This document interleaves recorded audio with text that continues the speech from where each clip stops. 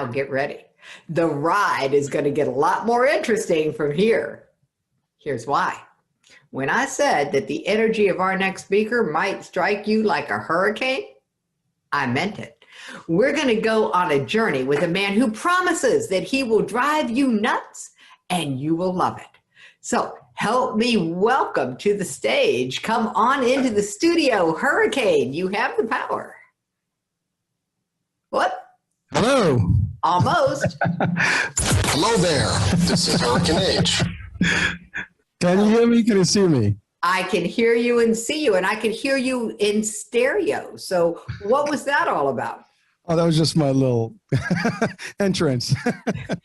Dun, dun, dun, dun. Here comes the hurricane. I got my special effects going on here, so don't mind me.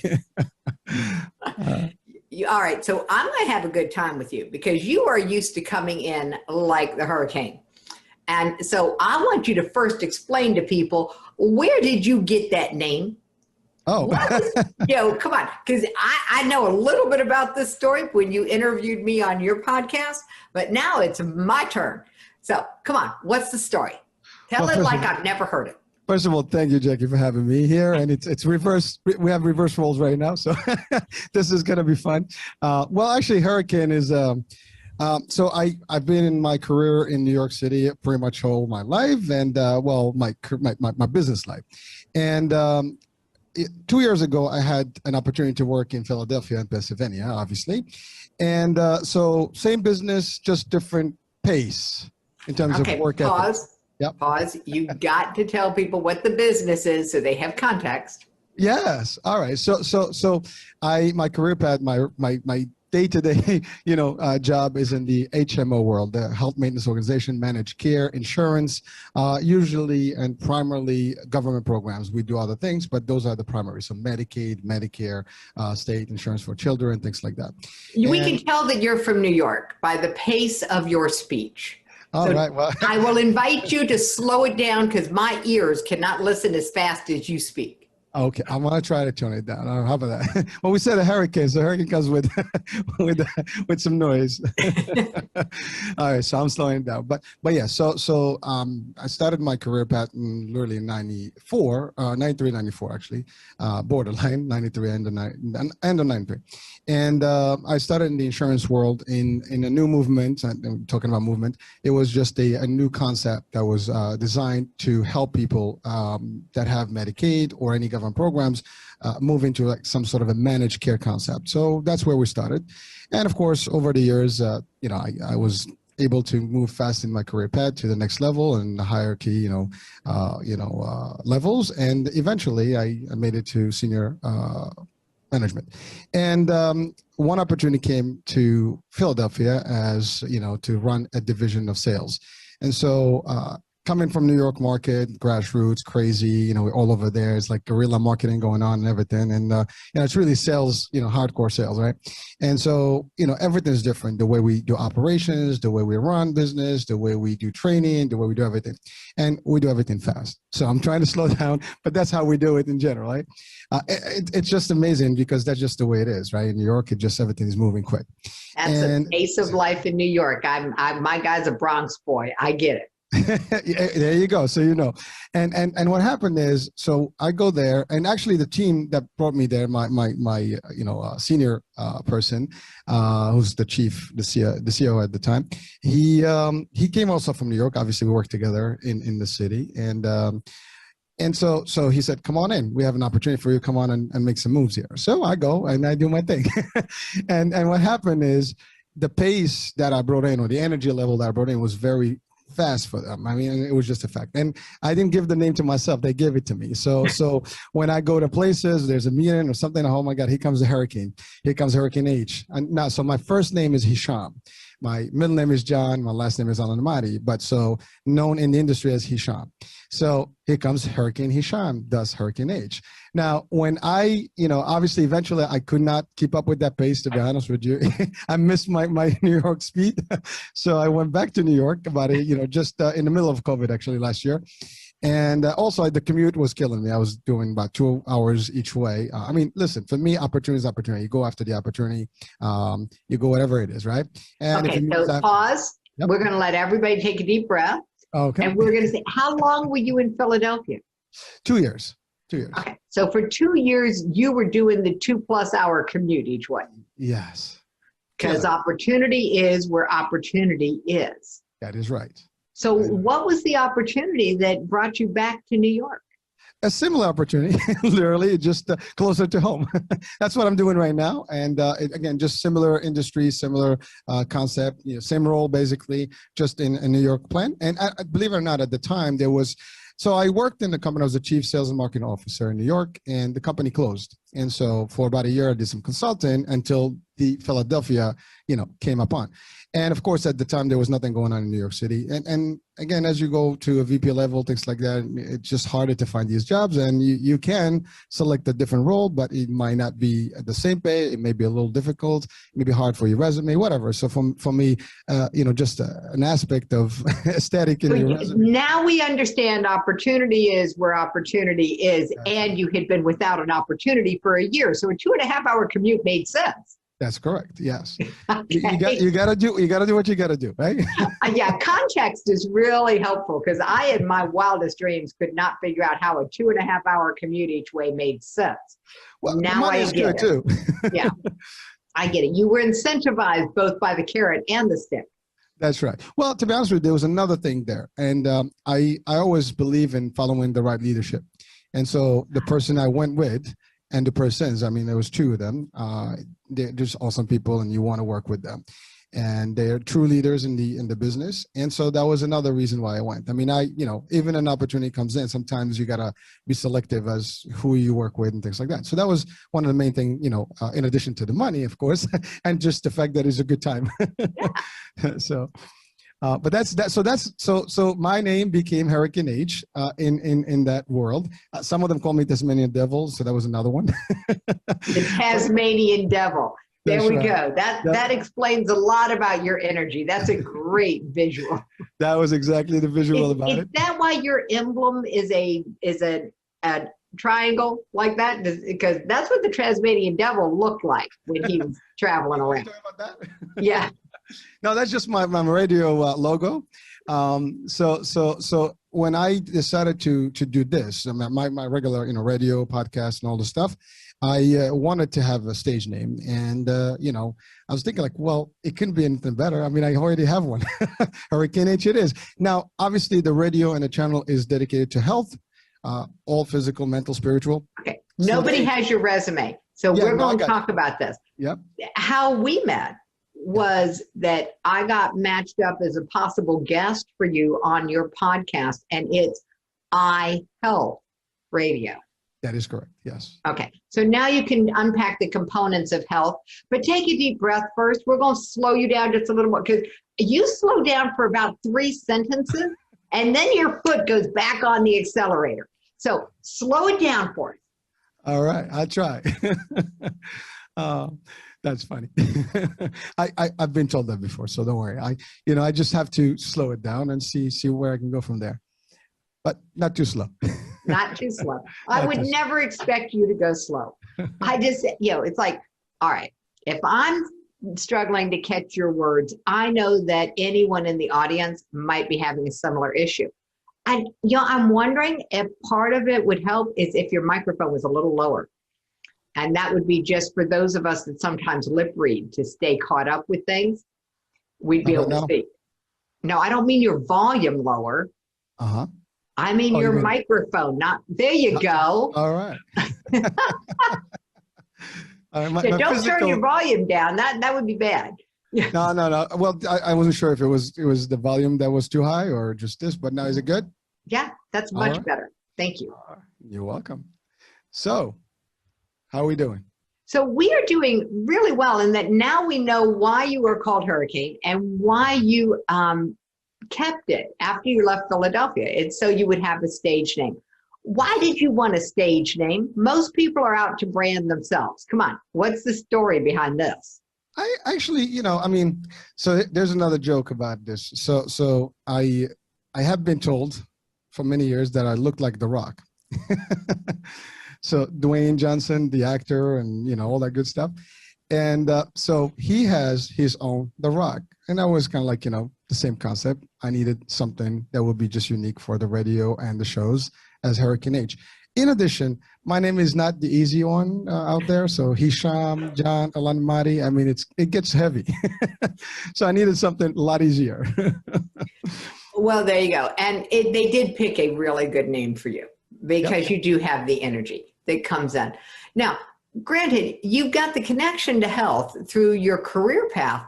Yes. But very, very, very, very few people in that corporate high pressure world start a radio podcast sense of reaching out to the world with ideas. What was behind that? Where did that inspiration come from?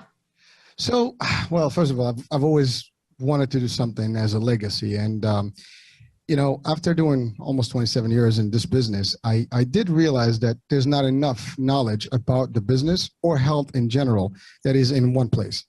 You can find health information anywhere. I mean, you go on Google and you can pull up any, you know, article you want, right? There's podcasts here, podcasts there, but I wanted more an idea of a channel, just like there is the weather channel if you want weather. I mean, other channels do, you know, weather spots, but there is an actual weather channel. Similarly, I wanted to have a health channel. So that's the iHealth channel. Now, I'm not a broadcasting over the satellite. I'm more online. So that's the iHealthradio.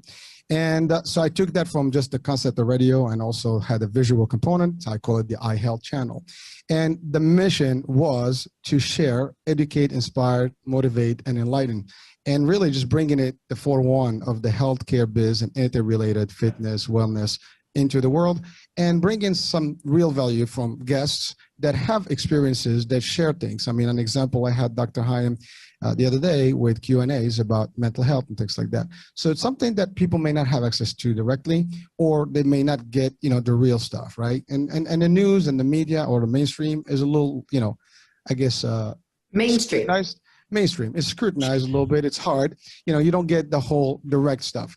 This is more an opportunity to have a direct line to the access to the real, you know, what's happening out there, what's behind the scene, what's behind the curtain in health.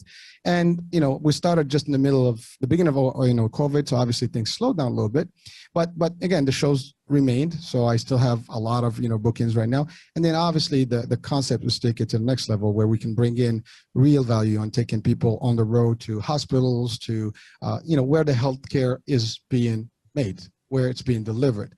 And that's really the concept. So it's really, that's one thing. And also I wanted, again, I mentioned legacy. Legacy to me is like, you want to, you know, have something that people, like positive stuff that you can share with people that they can actually use and also educate on. I believe in knowledge to be handed down and shared, not just to be kept.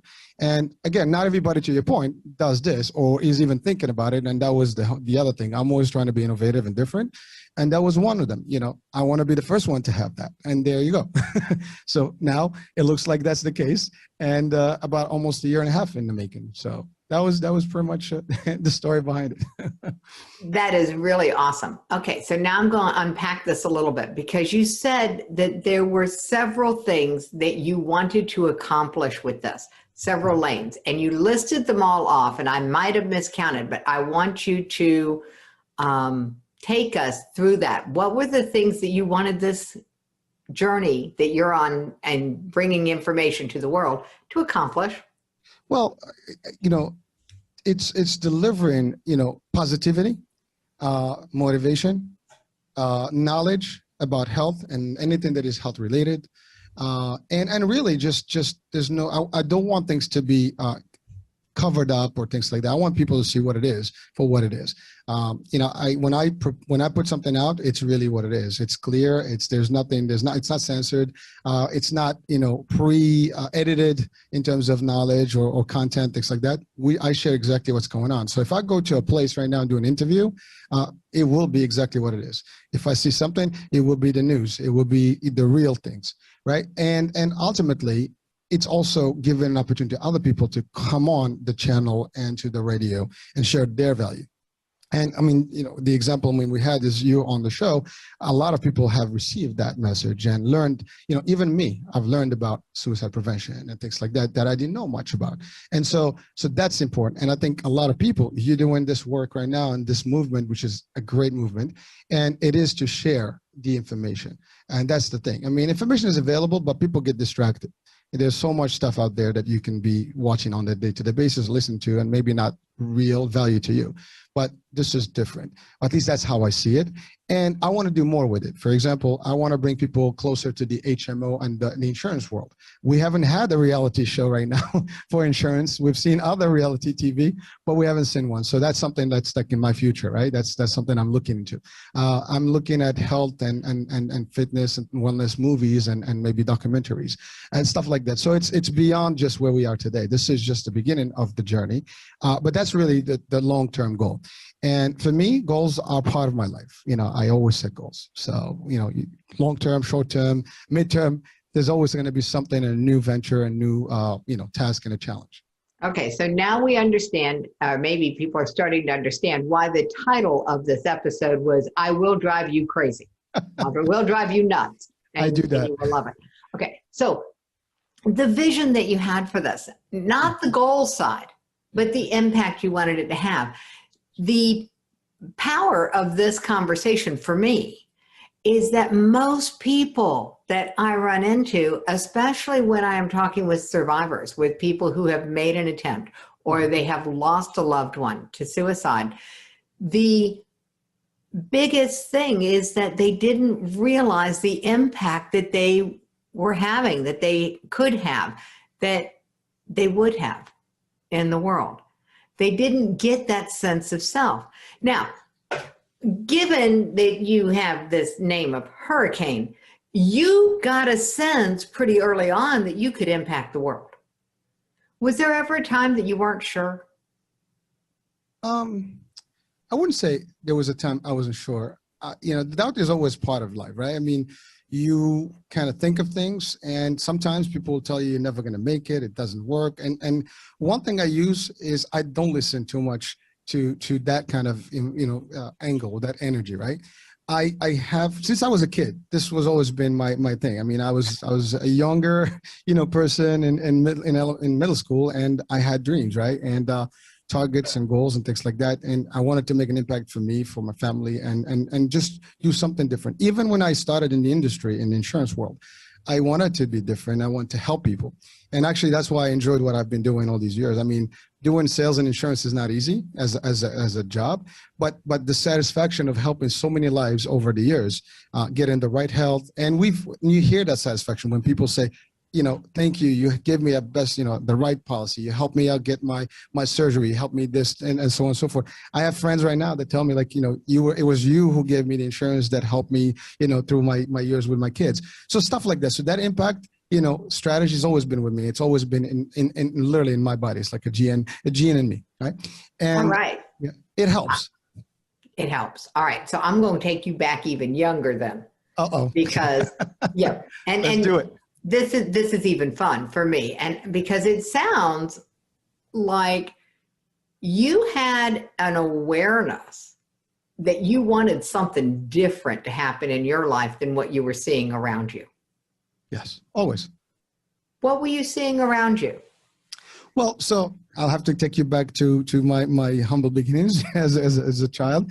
So I was born overseas in Morocco, and English was not my first language. Ultimately I spoke French and the dialect of Arabic. And so English was kind of like, where I wanted to be, because I mean, Morocco was a French colony. So I learned French as a default, but I was not really thrilled with it as a language as much as I was thrilled with English, watching the movies and things like that. So I started learning English at an American school or American Language Center. And in there was this big sign that every year I was looking at, and it said, and this was when I was in elementary school, and it says, if you have a high school and you want to work in Epcot, Disney World, Florida, you can actually apply. So like, wait a minute. So I that's exactly where it started for me. That was like the first thing that I'm like, I want to be different. I want to go there. I want to be in Disney. I want to work there. And I wanted the American dream. I mean, obviously when you're a kid overseas, maybe here, like even my kids, I tell them, you don't see it because you live here, you have everything up front. Over there is a little different. You don't have a lot of money. It is not an advanced country. Either you have money or you don't, basically, family-wise, right?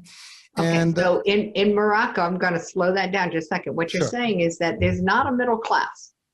Well, at the time it wasn't. Okay.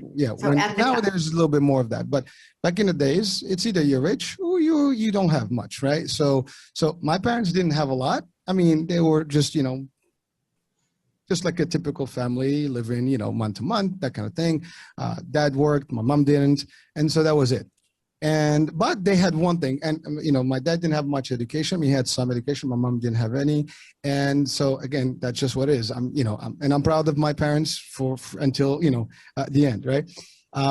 They just did one thing. They invested in me and my education. They wanted me to have a better education, things like that. So whatever that had to do with that, they put in for me, right? They supported it.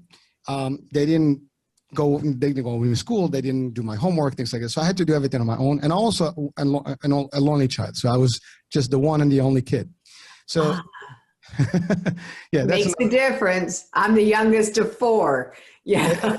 Yeah, it's two different worlds. So yes, in a way, it's easier when you have one child, right? And by the way, in our culture, technically, one child was actually a unique case because most of the families, like my dad had 12, brothers and sisters. So wow. he was like the opposite of the trend, right? And again, because he realized his limitations and they wanted to give the best to me in terms of what they could afford. One of the things is the best thing you can do is have education and support it. So when I said I wanted to learn English, when I said I wanted an opportunity to go to the US and things like that, they didn't stop it. I wanted to go to a good university, they didn't stop it. They supported it. Now, of course, I did my part and got a full scholarship for school. Now, this was an international school and it was in tourism. And so as I was looking at that sign year after year, I figured, like, even with high school, what am I going to do if I came to the US and just get a gig there, right? I mean, it's nice, but what's the deal? When you finish, what happens? So I had to make sure that I get my degrees and things like that before I can entertain that. It just happened that I took a degree in sales and marketing in the hospitality or tourism. And so I got hired by Disney eventually once I got my degree. And that's how the journey began in the US. And so I took the leap from, North Africa to the US. Wow. Got into the in Florida. It was a beautiful welcome, by committee there from Disney, and I had a blast. I had a great year. I was actually part of the Epcot Center showcase at in the Moroccan Pavilion. So I was a tour guide. So I was taking people on tours, explain to them, how what the culture is, things like that. Explain to them about the history of Morocco, the interaction, the history of Morocco and the U.S., all kind of stuff. The wedding. I mean, a lot of people have questions. I mean, it's a Muslim country by default. It has a Jewish heritage, and a lot of people didn't understand how that worked, dynamics-wise. And it was just a great opportunity for me to educate people about it. So the educating part was always there. And I always loved sharing those things and sharing that story, sharing the information. And so that was the beginning. And I got there, contract finished in Disney.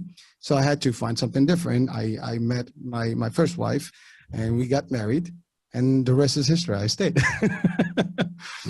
So that was it. Okay, that's pretty amazing. And that's a really fast history. And yes. The beauty of that story is you are so much a force to be reckoned with in the health industry. And now you're coming into the media space with bringing information in and leaving a legacy, because you are prolific in the space. I mean, you pump out content faster than I do, and that's saying a lot. So the value of understanding where you came from, what motivated you, how your parents' decision to break from tradition and have only one child and invest in the one child in a tradition of large families. The belief that you have about yourself from their decision is what? What did you know about yourself early on? Is that no one can do it for me. I have to do it myself. I had no choice. I had to, I mean, if I didn't, I would probably have failed everything in my life. I had to focus. I had to really set, goals, and you almost have to become a mature adult at a younger age. and really kind of have to survive, and be able to succeed. And Okay, you hold it. Yeah. Who taught you to set goals? Because in most educational systems, the goal setting is based on what the teachers want to see. To be honest with you, no one. No one that I remember, in terms of either teaching or any of that. It's always been so since I was a kid. My parents sent me to summer camps and almost like Boy Scouts things, and and maybe that's where I learned my discipline and things like that. Because when you do these things, you learn to fix your bed. You look basic things. As a kid, I'm talking about 7-year-old, 8-year-old. This was like even as a young age. And that's kind of thing, right? So I had to do my own homework. I had to be responsible for my own education. I had to be, responsible for literally getting up early and getting prepared. And, obviously mom, fixed the breakfast and things like that and send me to school. But the idea is if I did not do it, my parents trusted me and that was it. If I failed, it would have been the end of it, right? And I would never wanted to, at the time, even betray their trust in me and just fail. And so that was maybe the motivator, because I knew what I had to achieve for them, because I wanted to make a difference for them.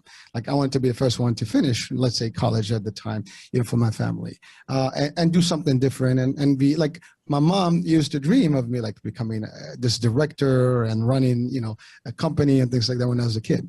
And so maybe that was it. It's all subconscious at the time, and it's just hidden that you want to fulfill those dreams for them, I guess, and show them that you can. And also the opportunity to even support my mom and things like that, because my dad eventually passed away. And my mom lives with me. I'm her caretaker. Wow. I take care of her. I'm her caregiver and things. So she's been with me for the last 3 years, and I'm the one who takes good care of her, right? And so whatever she wants, she gets, that kind of thing. And obviously with my family, and so on. So I have 3 kids, and it's fun. And again, my kids right now are teenagers. I have a 15 and a 14. And I've had a teenager who's actually now 25 years old already, but so that's more or less the life. So going back to your question about the goal, who taught you about setting goals? I think that just it all came up from the same piece of. You actually answered my question. Okay. Yeah. Well, the answer was. Oh, yes. Go ahead. What? No, I was going to add one more thing that may also have contributed. So one thing that my parents were very, very keen on is that I would not get in trouble, would not fight, get arguments. I was bullied when I was a kid and didn't matter. They would not allow me to fight back or even, challenge people. But one thing they actually did put me into a karate school at the time. And that particular platform, I was able to learn also additional discipline, because in martial arts, you have that. And believe it or not, at the age of 14, I was already instructing even adults in terms of the martial arts. And so the instruction piece, the organized piece, the streamlining things, and just being. The main thing I picked up first, and we're going to come back to this other bullying story for just a minute. but first, I want to just say, Hurricane, there is one thing that your parents gave you that I think if more parents could get their heads wrapped around this one thing. At a very, very young age, your parents trusted you. Yes. They trusted you to take advantage of the education that they were providing, the opportunities. They trusted you to follow through on this.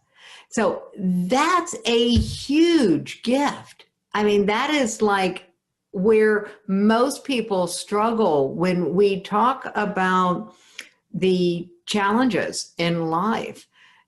And we've been working through this in various pieces in some of the episodes, is this idea that if you can trust yourself, you will be much further along and further away from the edge.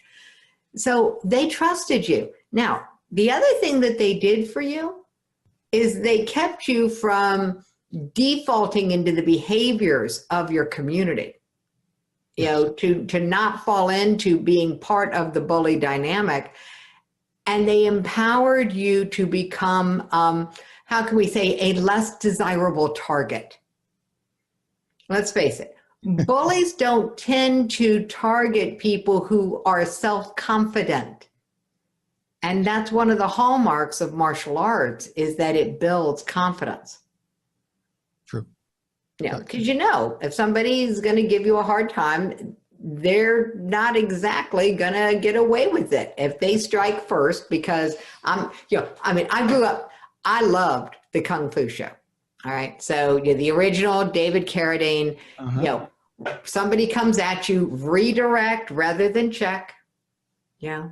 Check rather than maim. I like that. Yeah. Maim rather than kill, and kill rather than be killed.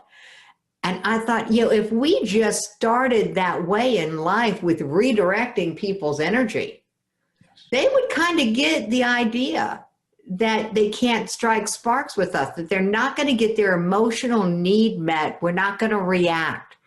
And that lesson from martial arts is so beautiful in this context of how do you help suicide-proof your child? What if they could learn to redirect whatever negative energy came at them, whether it was from a bully or whether it was from their environment in some other way?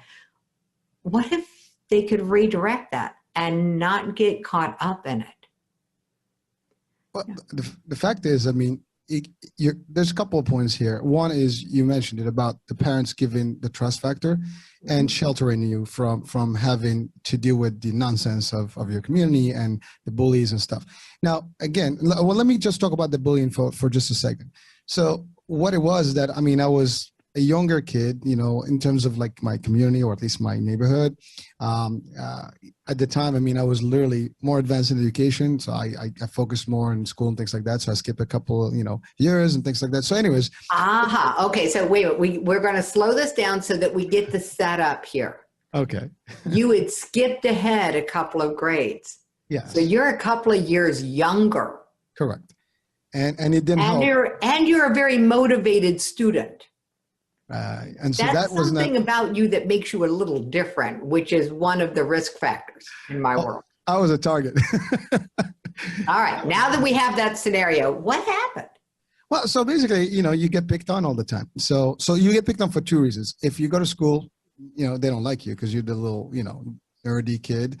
And also you're like the mommy or daddy kid, like, who's being protected, and, go to school, you don't hang out, you don't do anything with the rest of them, right? So that was the first one. And then in your neighborhood, when you hang out with your friends around the block, whatever, it was Central City. So it was really just the center of the capital, and which is a nice neighborhood and everything. But the kids, always like pick on you because you're smaller, you're kind of like, the geeky one, you don't play, you don't do things, or you do different things than them. They want to play in the street, you're in martial arts, or you're in school, whatever. So that was kind of like, the beginning. And as I started learning martial arts, they knew also that. So they always try to test you. That's the thing. They've been testing me all along. And they try to push you, they try to hit you, they do stuff. And some of them did hit. And, I go to my parents like, guys, I can't allow them to do this. I said, no, you're not going to fight. You're not going to do any of that. You can do it, but you're not doing it.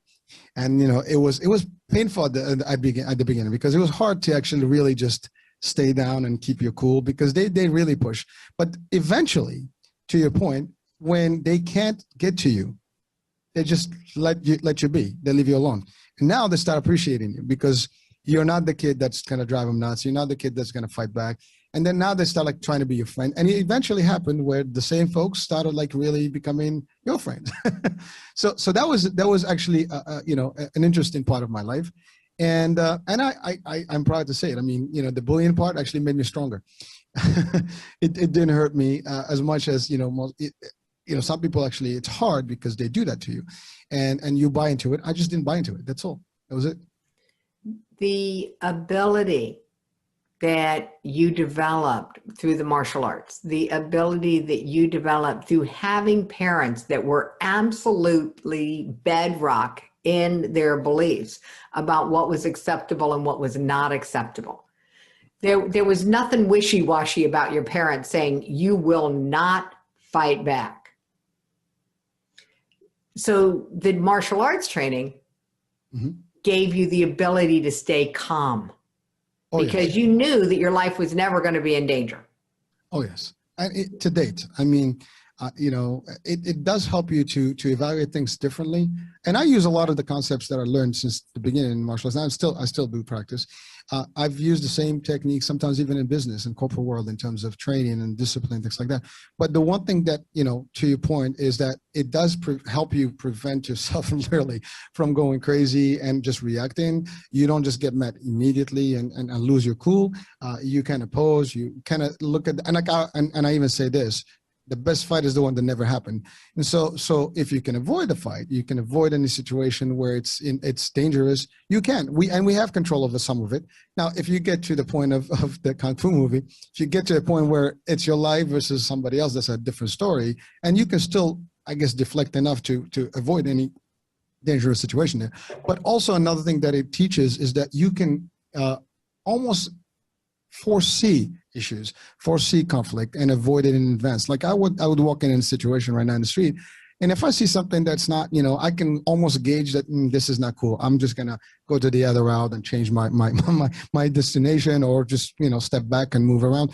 And I've been in a situation when I almost noticed things that were not gonna be right, and I just moved on and avoided. So it does help in terms of as we say, be mindful of your surrounding type of thing.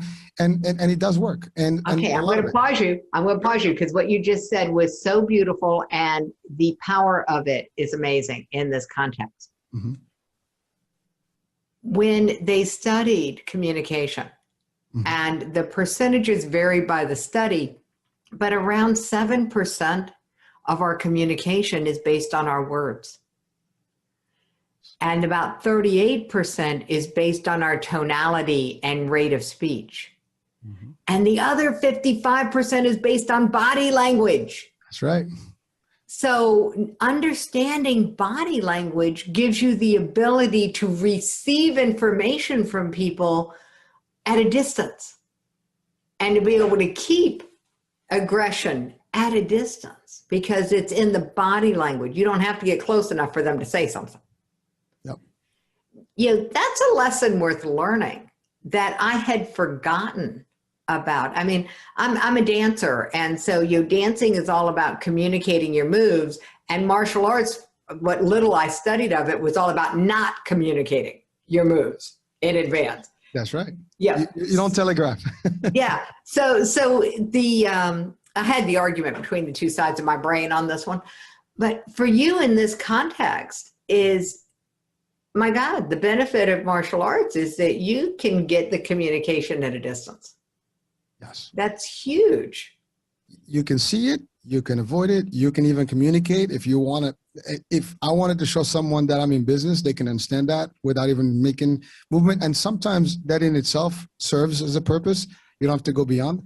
When people realize that you're not going to be an easy, take or pray or just, a quick, 1, 2, 3, and they're going to have to deal with you a little differently. People tend to eventually just don't mess with you. Even in dress code, I have this fun joke, when we travel, when, my kids and I, my wife, especially if we take road trips, I dress differently. I dress a little bit more like, camouflage, shorts, and maybe like, some stuff that looks a little bit like scarier or like, tougher. And it's just like literally using nature. And it sounds weird. And, people are looking at, probably like, well, this guy's crazy. but really it does help because people look at you like they do gauge from a distance. Like, is this, a bad guy? Is it a good guy? Is it a tough guy? And just automatically they either, now some can be curious, but I have not had those cases. People tend to just walk the other way. They don't mess with you. They don't come close. And so again, it's literally an animal, trait where they use it in camouflage and things like that in the real world, in the jungle. And we see it in a lot of, species. So I use the same concept. Like if you show that you're like, you inflate yourself, whatever, some of the animals do that, it works. And in training in martial arts, you can do those things. And it's part of some of the techniques that we've learned over certain arts, and it does work. And on the flip side, I can also play very weak and play very easy if I wanted to play the reverse and be able to shock people. Yeah, be more available. Exactly. And because then people will just think that they got the upper hand, and then they lose the cool, and before they know it, it's over. But that's another tactic. I mean, there's martial arts is in itself a whole world of dealing with structure, dealing with things and environment. And it does help. And again, it applies to real life. There's nothing in martial art does not apply in real life. Absolutely. And so the value of this conversation in my mind is that it will help people clarify, where do you want to invest your time? What do you want to learn? Because learning how to read body language is a very useful tool. I mean, I came through not all of them, I came through a bunch of different sales trainings and a bunch of different personality assessments. You know, they have them now. They've got the bank for communication, and they've got DISC for management, and they've got all of these different, you know, Myers-Briggs back in the day. And I guess it's still around. I don't hear about it as much anymore. The power of understanding what motivates people is the biggest boon to our mission to stop teen suicide, because we started understanding what motivated a bully. And we started understanding what was actually happening at the moment that someone decided that dying was better than living. And understanding these things informed everything that we've done. Hurricane, you came into America with an understanding that bullies exist, that you can't do it the same way everybody else does. You could have come to Epcot with a high school diploma. I could, yes. And you chose to delay the trip to America and get a degree. What a great gift that is to realize that, hey, sometimes the fastest path may not be the best path, which who knows, you know? But it gives people options. That is a fact. And if I may, one more piece that may help, you know, just to give some idea. So when my contract finished from Disney, just an example, right? I actually came to New York not knowing anyone. I mean, I had literally a bag. I took the bus from JFK into Manhattan and just went to a youth hostel. And then I tried to find a job, and my journey began there. And you know, the reason I mentioned this specific item is because when I was in Florida, I had friends who actually remained behind, you know, that were with me. Our contracts finished, and they all kind of looked at me like I had three heads, like, what are you doing? You know, we can just be literally relocating across the street from our apartment here, and just, you know, there's plenty of opportunity here. It's like, well, I think I can, I crossed the ocean for better opportunities, and I'm not just going to be here working, you know, doing some regular job. I want to do something as a career path. And that was it. So I took a leap of faith, and you know, again, always looking at, you know, that same aim of achieving those goals and the dreams, even my mom's dream, to see you as a son, you know, achieving some of the good, you know, milestones in life. And that was it. So my friends literally, you know, I mean, they looked at you like, really, you're crazy. And even when I did the podcast, people were like, are you crazy? Who's gonna listen to you? and people sometimes make you doubt, like, you know, you can do it, but you have to be firm, and you have to believe in yourself, and know that you can succeed, and you will succeed as long as you don't give up. You just keep at it. So again, I don't know. I just wanted to highlight that item, because I think it is a powerful point where, you know, people will tell you, you know, people will, you know, put your brains, you know, at, you know, like, oh my God, you know, here, what makes you special? We all special. And that's the other thing, you know, I mean, I have different concepts I use, you know, just to keep me pumped, and they work for me. And actually I share them with people, and it works for people too. And some of them are just simple. Believe in yourself, and just know that if you want something and there is a will for it, there's going to be a way. Find a way. And there's plenty of ways, and there's plenty of resources. And one more thing, even my kids, I tell them this, you know, you have so much opportunity, you know, that if you travel around the world, you'll see that some people are less fortunate in a lot of ways. And, you know, and I've seen poverty, and I can still see poverty. Even in the US, there's poverty.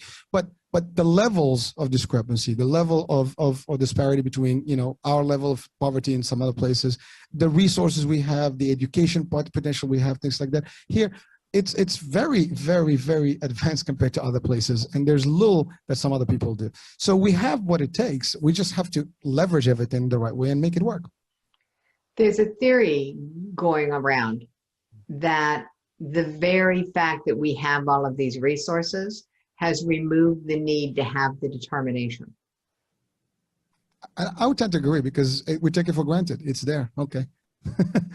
It's bad, when you think everything is available to you, you don't value anymore. So this idea of wanting something enough that you actually have to strive for it, that's a topic that I would love to see you exploring. Sure. Getting people to tap into their desire, to a desire strong enough that it actually motivates them to resist the pull of their peers, if you will, like that story you just shared so well about leaving Florida. This is very true, that it is so easy to go along with the crowd and to settle for good enough. And it's different when you say, that's good enough for you. That's right. But that's not good enough for me. And so you walked away from what was familiar again, the same way that you walked away from Morocco to the United States. Now, obviously, you found your home in New York City. I mean, there is no doubt the energy of that city you just thrive on. I love it. So, I have to say, I love New York. Oh, yeah. I mean, people were putting in the chat, if you can make it there. You can make it anywhere. There you go. It's up to you, New York. Yeah, I'm not going to go there. So the reality is that your ability to decide for yourself what you wanted and to give yourself permission to want it enough that no one else's expectations could dissuade you. Yes, and that's going to remain until I retire, which even that I don't think I want to retire anytime soon. But again, my retirement is really doing this, and that's really. I was going to say, you get on a mission, because this is what's happened for me. I took on a mission. Retirement doesn't exist anymore. When I had a business, it was a possibility. With a mission, with one that I'll be honest, the scariest thing I ever did was the day that I said, I'm going to do this, and I know I can't do it alone. I've been a solopreneur most of my adulthood.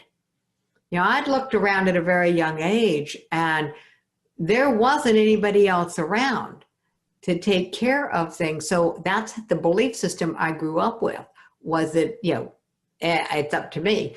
And that's a great way to be a solopreneur. It's a really lousy way to build a movement, to try to do it by myself. And it's taken me this year and a half since, or a little more than that now. It's been almost 2 years since my daughter Stephanie broke the silence. That was August the 3rd, 2019. It's taken almost all of this time, Hurricane, for me to accept that I took on something I cannot do alone, and it's forcing me to figure out how to work with people. It's not a skill set that I had, other than working one-on-one with my clients. Put me in front of a room, I can teach. But actually motivate, work with, build a team out, it's like, this is all foreign territory to me. And so when you said that, yes, you would come on the show and you would, allow me to interview you, I'm like, oh, cool. This is like getting free coaching from Hurricane. I'm in. Yeah. And I know that is one of the things that you said you wanted to give to people. You wanted to give them access. And so I love that if somebody is truly motivated, and I'm going to put a filter in place for you. Okay. I'm going to give people the link to your podcast, but nothing else. Because if they're not motivated enough to figure out how to get in touch with you, they are not motivated enough to be able to get benefit from talking to you. Will that work for you? That would be awesome, and that would be great. That works. Okay. Because you offered to talk to people one-on-one, yes. And I'm like, oh my God, I am so going to put some parameters around this to protect you. Well, again, I've always been available to people, and even at work, I've created programs, within the companies where we have these one-on-ones where people need to change pads and things like that, and it's worked. I mean, it's awesome because people have questions. How did you do it? What is your secret sauce? There's no secret sauce. There's formulas, there's systems you put in place, and there's also your will. But we can talk about that, and it's individualized. I mean, everybody has their own ways, and once you know what they have, you can work with that. And I've done that in trainings. I've coached people. I've mentored leaders, and it works. So again, that's my gift, and I'd be more than happy to share that, my story, and beyond what I just covered here in the last 45 minutes. But certainly there's plenty that we can talk about to help people, guide them and give them all the motivation they need. Thank you so much for everything that you do, Hurricane, and for making the time to come on the show. Thank you. It's been great. Thank you for the invitation. You are very, very welcome. And with that, we are going to call that a wrap. We've got 10 minutes till the top of the hour. Hurricane, please take with you all of our love and support. And if you would please continue to do what you're doing. Thank you. I will. And I will probably have you back on the show. Oh, I love that. All right. Yeah, I would love to be on your show again. I had so much fun. So the link to the podcast is in the chat. It'll be in the show notes. Everyone enjoy the break, and we'll be back. Hang on. The ride gets more interesting from here. Bye-bye. Bye.